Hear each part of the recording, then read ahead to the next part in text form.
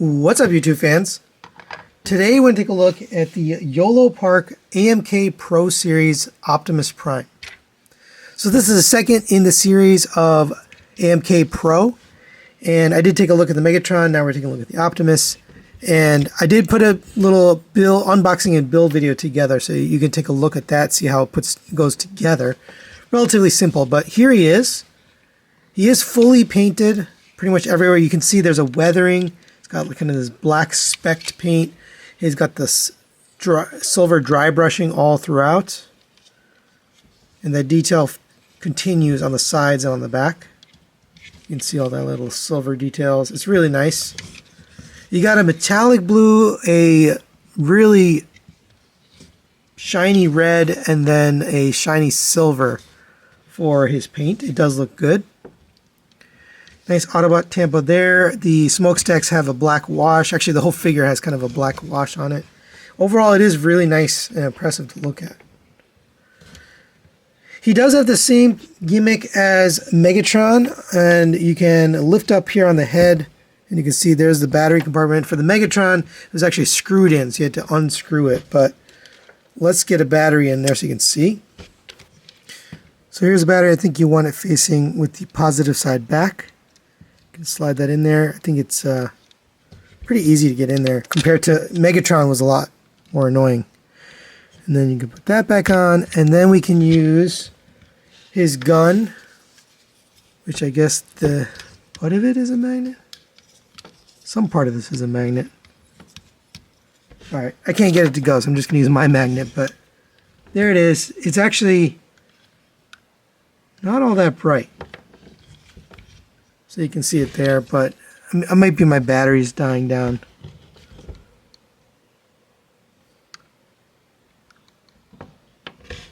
But my personal preference is to have painted eyes, because I think the translucent eyes really kind of lose out, and because you have to have them lit up to make it look good. But he also has the gimmick here with the chest, so we can open up this door, and it's a little bit tight due to the paint. It's really tight due to the paint, but you can see there's a matrix chamber there.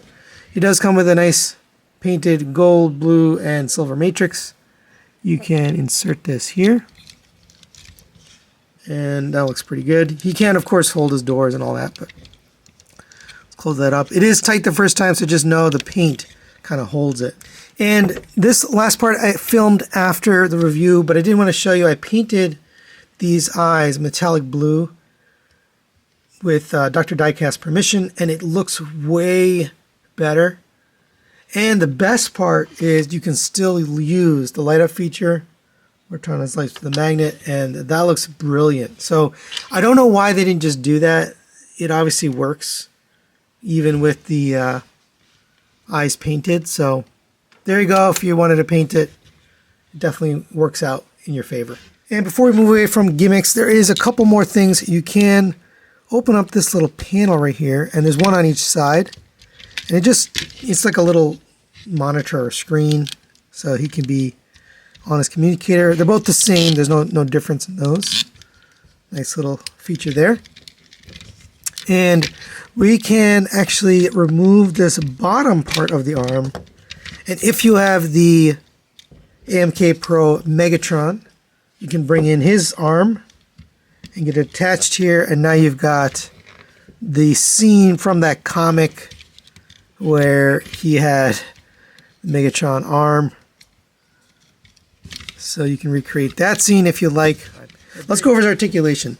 The head is on a ball joint, so it rotates around and goes up and down, side to side, and then the neck joint itself, you can see, moves on its own, so you can get the neck way forward, way back, and side to side.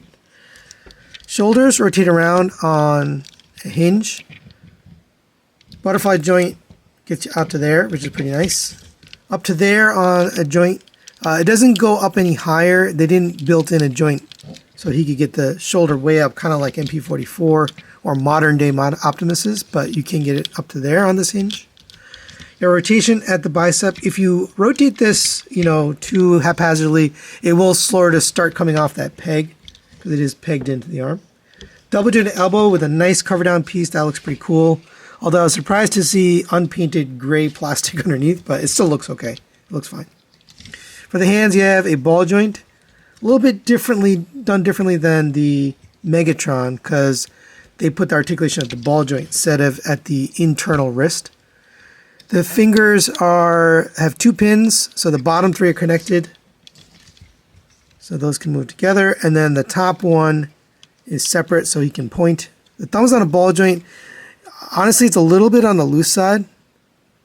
So just be careful as you're articulating because it can pop off. But pretty nice looking hands overall. They articulate nicely. For the waist, you have a rotation here. A little bit loose for my taste. You have an ab crunch at 2 spots. There's one down here at the lower joint. And let's see how far that goes.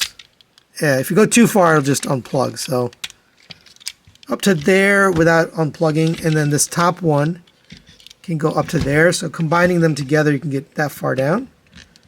And a little bit back. You can see there's a little bit of space there to go back. Pretty good. And then you have a side-to-side teapot on that joint as well, just like Megatron. Hip skirts, I don't like these hip skirts at all. They're not very good. They're on ball joints.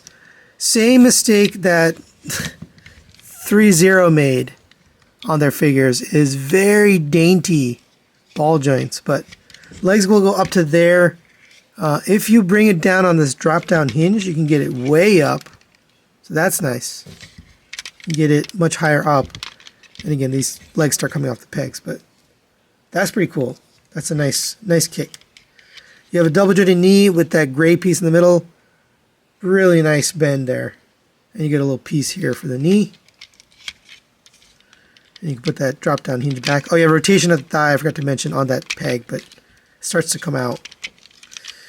You have a lot of movement at this foot, but it's a little hard to see. So forward, backward, side to side, although hindered by the sculpt. Toe tilt up just a little bit. You can manipulate this cover back, and then that'll let you get the toe forward.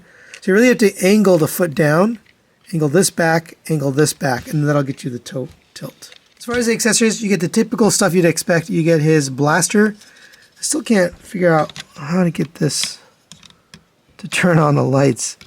I thought they said there was a magnet in here, but it has a little tab for the hand so you can get this pegged in. And just like Megatron, he holds the weapons quite nicely. You just got to get it in to the hand. There you go. And you can get the thumb around it if you want. He also comes with his axe, but it's on a ball joint, so you have to remove the hand. And I dropped that thumb. The thumbs come off very easily, just like the hip skirts, but this will plug into here, and you get that nice, okay looking axe. Honestly, it's not the best clear axe because you can see the joint line, you can see the internal hardware, but it looks okay. We also get a Megatron gun.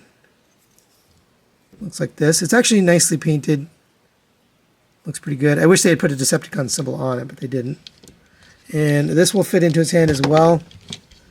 So you can pretend like he's shooting him. You know, did this ever happen? The only problem is you can't use this. So you get to kind of take this off. This kind of gets in the way. So I recommend you take this off. That doesn't feel good, by the way. You take that off, and then you can use it more readily. And he can get his finger into the trigger guard. That looks a lot better, but why? Like, you can't use it with this, so what's the point? We also get his stand here. And this is the same as the one we got with Megatron. So you do have to assemble it. You take this, and we can take his Autobot symbol here and plug this onto the front like that. So we know this is an Autobot stand. Nobody will steal his stand. And then you'll take this and plug this into here. Everything's a tight fit, so just be aware of that. And then we'll rotate this forward and plug this into here. And now we're ready for action. And they are on screws, so if you need to tighten them or loosen them, you can. And then, of course, this will fit around his waist, so you can get him in a flying pose. And it looks like I do need to tighten the screw because it's falling down. So let's see. Let me take my own advice. See if that helped.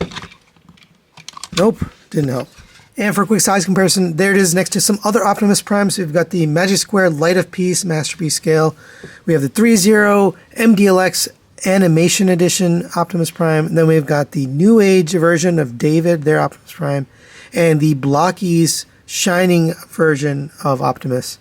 And you can see, again, it's its own scale. Doesn't really go with anything else per se. And before we finish up here, I wanted to show, here they are together, the Yolopark AMK Pro Series Megatron and Optimus. And they do size nicely. They're basically the same height as Megatron's, a little bit taller. But what I wanted to talk about is the stand. So in the instructions, it mentions something about a roll stand. I just want to show you. See the supporting point of the roll connection bracket. There is no, this is everything that comes with the stand. Now there's a removable piece right here, but what does this connect to? You know, there's nothing on the stand for that to connect to, so I'm not really sure what they mean. Like, I don't see any point where that would actually work. And the same is true for Megatron, actually. He's got a little removable plate on his butt, which is not part of the assembly, I don't think, but you can see there's a slot there to put something. Maybe a stand sold separately, but either way, I mean, that's pretty silly if they didn't give you the stand that attaches there. And this stand that you get actually doesn't work all that well. I'll just show you. You know, if you're trying to get it to look nice, it's a relatively, you know, low quality stand because you can see the stand, right? You could see the armature. And I mean, I don't know any other way to get this on here.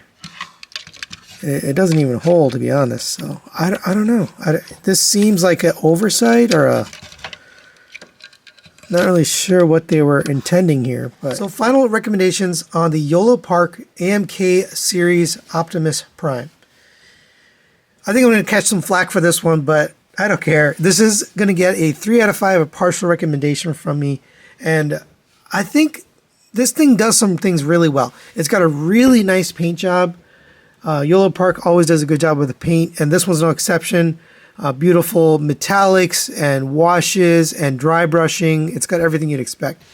I also like the overall look and sculpt of Optimus. You know, it's a very nice looking version of Optimus. And the accessories for the most part are pretty good, except maybe this one is kind of junky, but the rest of them are pretty good. The stand is also not the greatest. One of the reasons I was kind of like let down was, why do they have a stand that doesn't plug in? There is a port on the back of his butt, but it's not compatible with this stand. They gave us this stand, so why not just make it compatible? Are they going to sell us another one? You know, what's the deal there? So it doesn't make any sense to me. Like, if you're going to make the action figure, give us the stand that works with the action figure.